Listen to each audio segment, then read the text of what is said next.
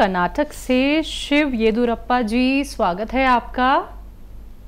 हाँ नमस्ते मैडम जी नमस्कार सर। हाँ सर तो नमस्कार मैडम, हम कर्नाटक से बात कर रहे हैं मैडम, गुलबर्गा। जी जय हिंद गुलबर्गा वालों। हाँ नमस्ते साहब। बताएं।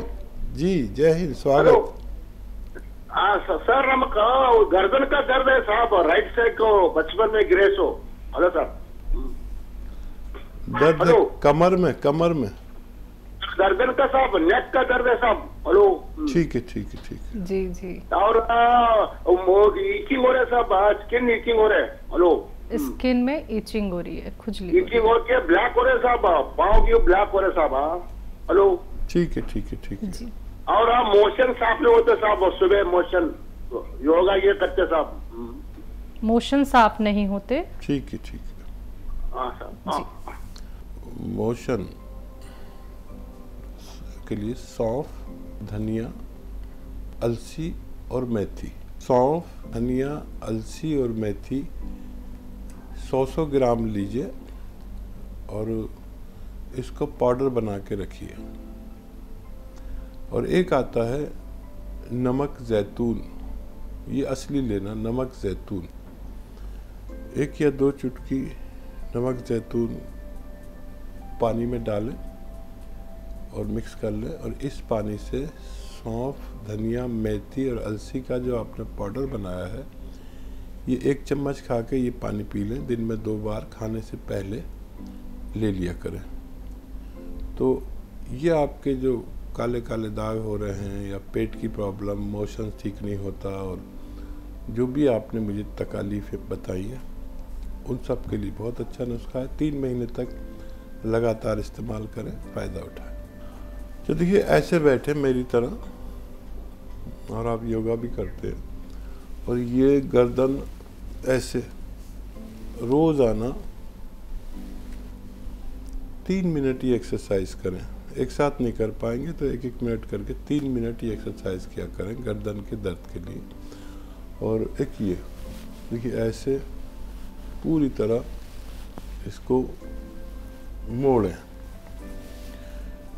ये भी 3 मिनट। और एक साथ नहीं हो पाएगी तो 1-1 मिनट करके 3 मिनट कर लिया करें। अब जीनत है हमारे साथ, स्वागत है आपका। मेरे हस्बैंड के ना किडनी में फास्फोरस बढ़ा हुआ आया है, तो मैंने आपके यहाँ से पी केयर कैप्सूल मंगवाए थे। तो मेरी आपसे कल भी बात हुई थी, तो आपने कहा कि उनको नमक जैतून और अलसी दें। तो मैं क्या ये पी केयर और नमक जैतून अलसी एक साथ दे सकती हूँ? ठीक है। और सवाल हकीम साहब ये है, जो आपने वो संतान के लिए बताया था जिनके औलाद नहीं होती, तो एक है हमारे यहाँ, उनको नजला रहता है। तो वो ये कह रही थी कि मसलन के मैं दूध में ना लेके इसबगोल की बूटी है, वो चिलगोजा गोंद ऐसी पानी में ले सकती हूँ? ठीक है। हाँ देखिए,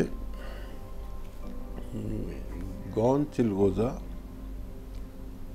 अकेला भी ले सकते हैं, बगैर दूध के भी ले सकते हैं, बगैर इसबगोल की भूसी के भी ले सकते हैं, और जैसे चाहे ले सकते हैं। उन्हें ज़रूर दीजिए और उनको भी फ़ायदा हो जाए। और ये वाकई जो आप अपने खाविन को, हस्बैंड को नुस्खा दे रहे हैं, ये वाकई इसे लेने के बाद आदमी वाकई 2-4 दिन में अपने आप को बहुत हल्का महसूस करता है। और जब आप कोलेस्ट्रॉल चेक कराएंगे 1 महीने बाद, तो आपको खुशी होगी कि उनका कोलेस्ट्रॉल और दिल और सब कुछ बहुत नॉर्मल है। ये वाकई बहुत अच्छा नुस्खा है और इसे लिख कर रखिए, लोगों को बड़ा काम आता है। अभी तो आप लोग इतने उम्र के नहीं हैं, लेकिन बड़ी उम्र के लोगों में जब हम 45 साल या उससे ज़्यादा के हो जाते हैं, तो इस नुस्खे की बड़ी ज़रूरत होती है।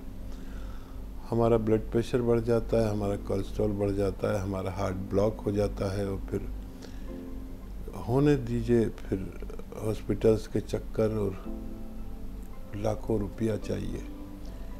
किसी का जेवर बिक जाता है, किसी का मकान बिक जाता है, किसी को फालिज हो जाता है। तो ये इन सब से भी बचाता है। तो ज़रूर लेना चाहिए। निरोगी भी ले लें तो बहुत अच्छा है इसको। और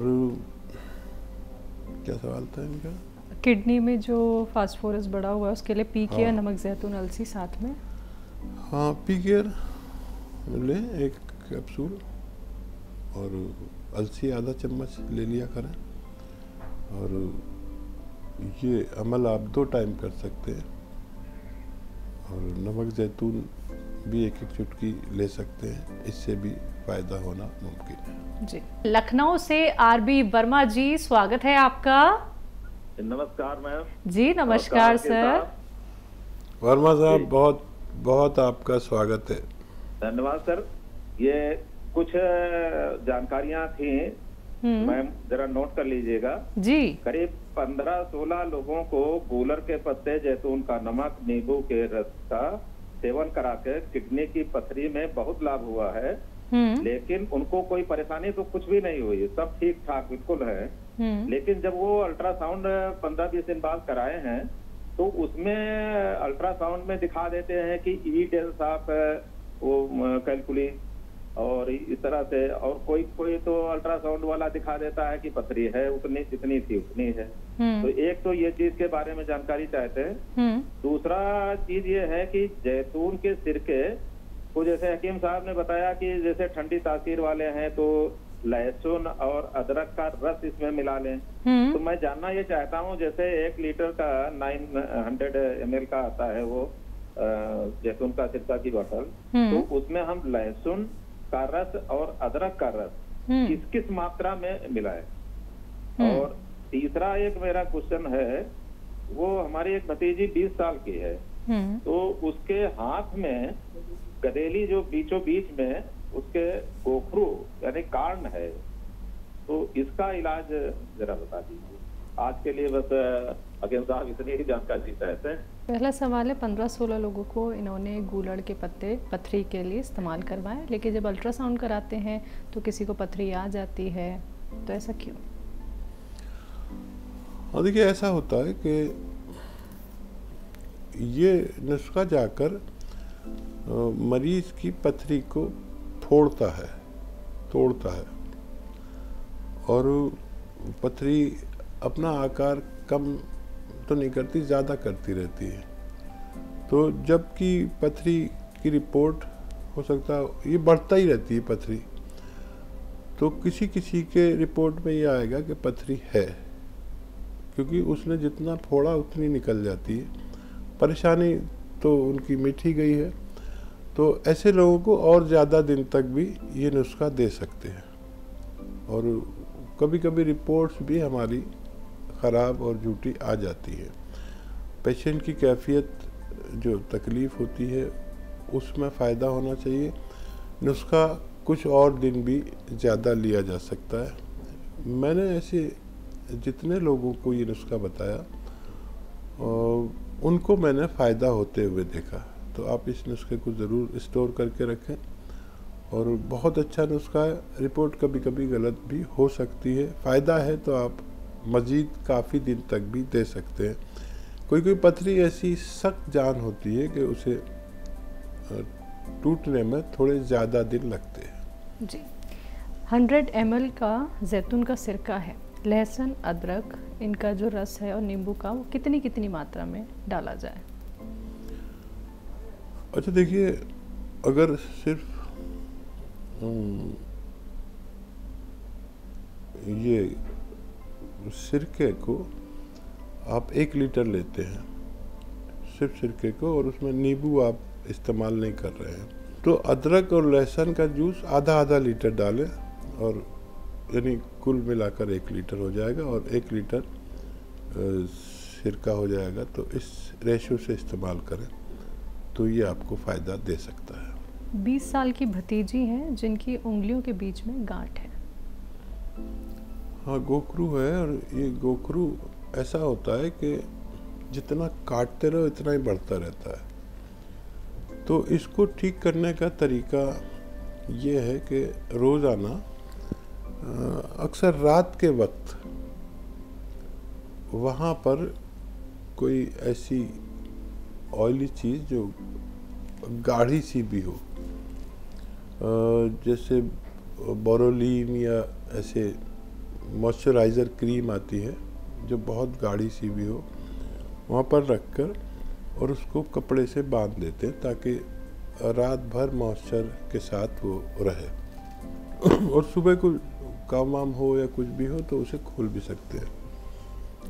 ऐसे लगातार करते ही रहें, 10-15 दिन में वो नरम होने लगता है। और इसको काट के ना निकालें, ये खुद ब खुद अपनी जगह छोड़ती है और जब ये जगह छोड़ने लगे तब भी ऐसा करते रहें और ये एक दिन ऐसा आएगा कि ये पूरा पीस ही अपने आप बाहर आ जाए, उसके बाद ये गोखरू नहीं होता।